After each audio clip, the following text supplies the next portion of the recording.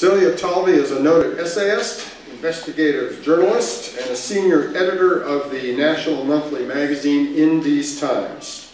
She's the author of Women Behind Bars, The Crisis of Women in the U.S. Prison System, for which she received a literary award from the National Council on Crime and Delinquency. Silja serves on the advisory board of Real Change and is on the board of directors of Prison Legal News, dedicated to defending human and constitutional rights in all facets of the criminal justice system. Silja J.A.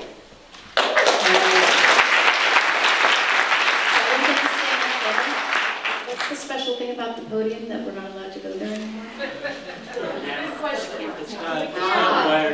That's what it is. Okay.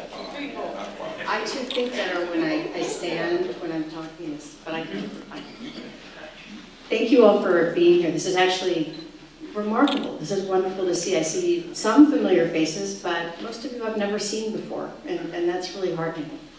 One of the things that's been very frustrating as a journalist and as someone who's been writing about these issues for well over a decade, actually close to 15 now, has been the fact that criminal justice reform, or prison reform, or the issue of mass incarceration, or the issue of the racially disproportionate nature of our criminal justice system has really been considered a fringe issue.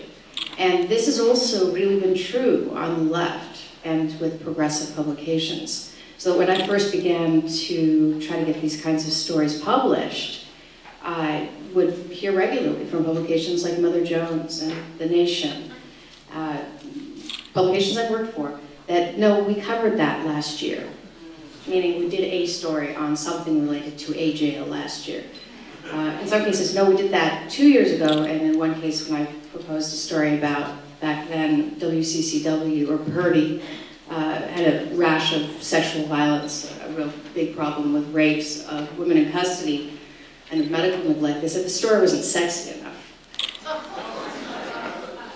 So I have seen in this time a remarkable shift in not just the publications being more willing to run these stories, which is a blessing, but to see different kinds of people coming to these kinds of events, and to be able to engage in this kind of discourse. When my book came out, Women Behind Bars, I was able to start actually a nonprofit group, the Women Behind Bars Project, and receive some funding.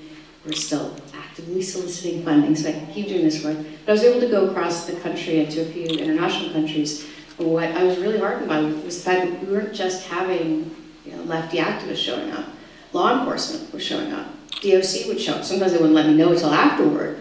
But DOC would show up. Juvenile detention workers would show up. Politicians or their aides would show up.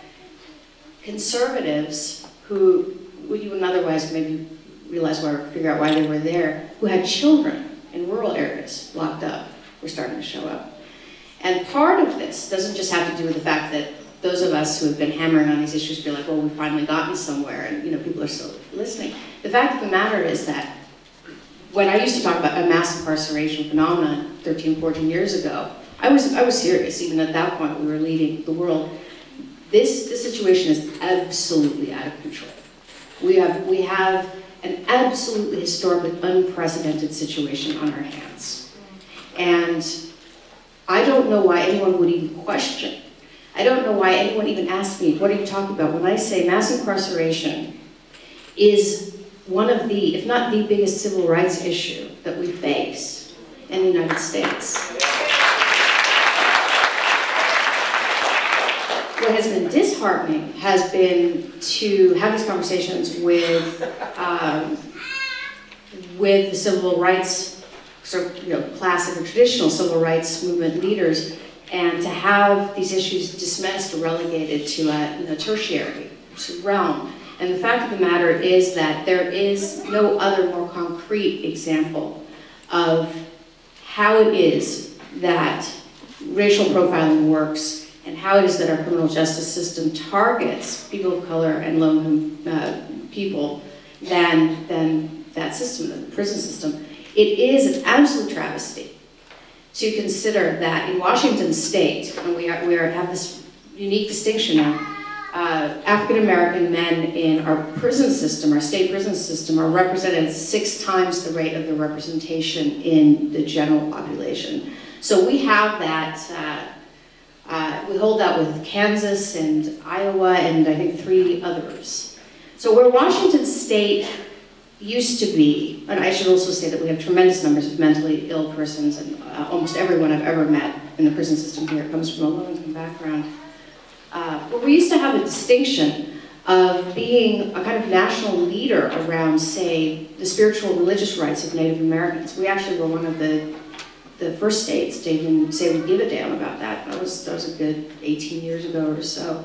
Where Seattle used to have the distinction of being the 2nd city in the country. And I remember coming out here, I didn't live here at the time, to report for the Christian Science Monitor on this remarkable thing called the mental health floor. And we were the 2nd city to adopt that. And there was a sense of, well, Seattle's really doing something different. You know? Seattle used to have, or rather Washington used to have fantastic college programs and libraries, you know, in their prison systems. Now you're lucky if you get a cart rolling through. You know, every now and then, if you're in solitary, you're lucky if you see that cart once a month. And it is the truth. In researching for this book, I don't ever want anyone to think that I'm solely focused on women. It's not the case at all. Actually, I've written more about men and boys in the criminal justice system. Numerically, they far outnumber women. But in researching this book, I spent more time in prisons and jails and juvenile detention centers in a 2-year period than I ever wanted to. And the kinds of things I saw keep me up at night, and I wake up to them in the morning. I want to describe to you, for instance, something that is very commonplace in our King County jail system, certainly, as well as in many of our prisons, although Purdy is a little bit of an exception, where men or women who have maybe been deemed to, well, either they've been fracted or they're acting out strangely. Usually that means that they're mentally ill, they're spitting or they're yelling or whatever the case is, where people are locked up in what's called either segregation, administrative segregation, or behavior modification unit, which is what we call them here. 23 to 24 hours a day. You are sitting in a room the size of a cell. It usually smells bad, is dirty. The lights never go off.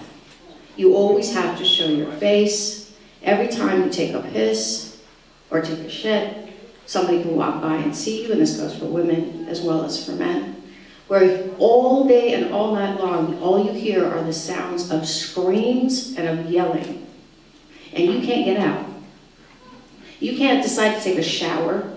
You can't decide to cover up that window for a minute so you can have just 1 minute of privacy. You are led to the shower in shackles with a leash. And you're lucky if you get that shower 2 times a week. You get cold meals.